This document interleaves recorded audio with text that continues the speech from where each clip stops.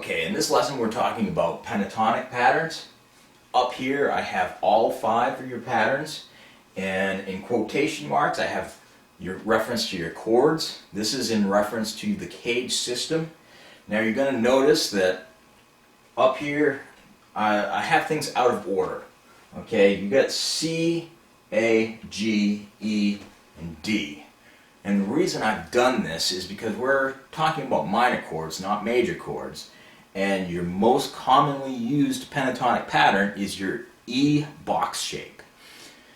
So, up here you're going to notice that I have things color-coded. In blue I have your root notes. In green I have the other 2 notes of your triad. Okay, this is your flat third, this is your 5th. And then the remaining 2 notes is your 4th and your flat 7. Okay, and then I've taken it one step further and I've actually circled your chord shape. Now I've done this because I want you to constantly be aware of what chord you're playing over. If you're playing chord tones, making phrases around the chord tones, all of your phrases are going to sound logical, and instead of sounding like just randomly running through scales. We don't want that. Okay, so keeping that in mind, the way that I practice these is I start with your bottom root note, I play up to the top of the scale, I go back to the bottom, and then I return to your root note.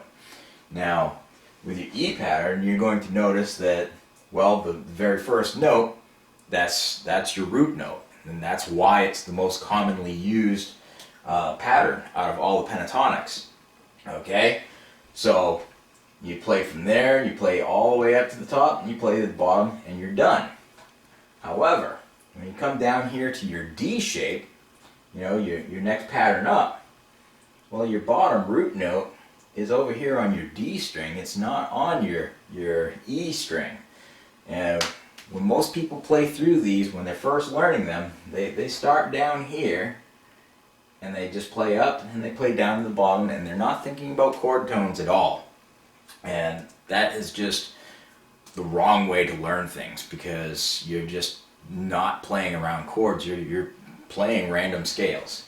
So the way that I start this is I start from your root note, I go up to the top here, I go all the way to the bottom, and then I come back up to my root and I end it. Alright, so I'm going to fire up my guitar, we're going to play through these shapes, and let's see what happens.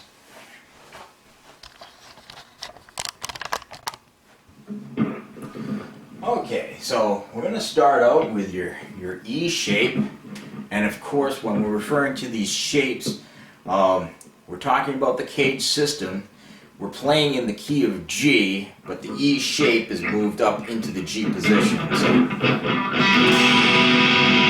there's your E minor, we'll move that up so that it becomes a G. There's G minor.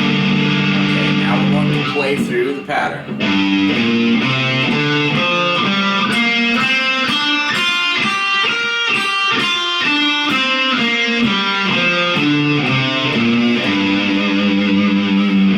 Okay, so your next one would be your D shape. So we're going to start on this note, go to the top, go to the bottom, and then back to your root.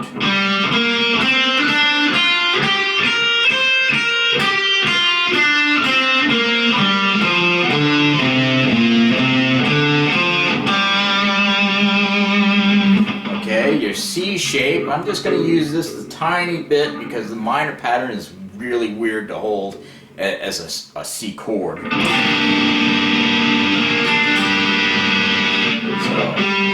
there's your root note.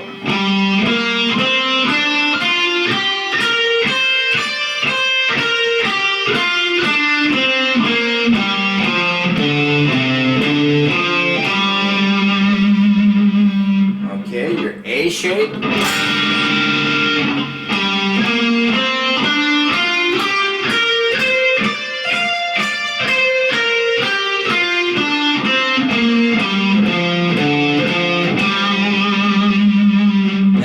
Shape. This is another weird one. That's how we'll hold that. Okay, there's your root note.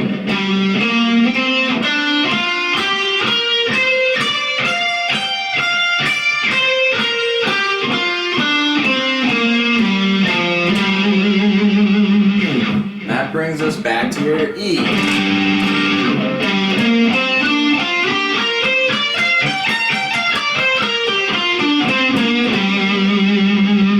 Okay, and then the shapes just repeat after that.